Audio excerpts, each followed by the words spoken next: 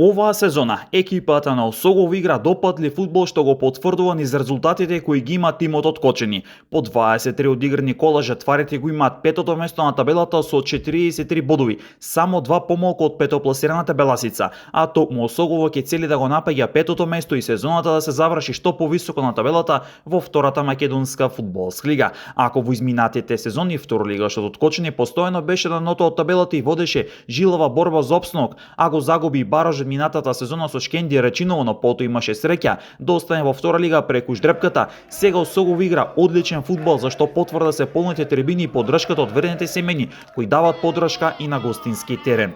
Под водство на Крсте Крстев оваа сезона Осогово забележа 13 победи, имаше 4 ремија и 6 порази, а веќе в сабота ќе игра против Шкендија Рачинова на домашен терен.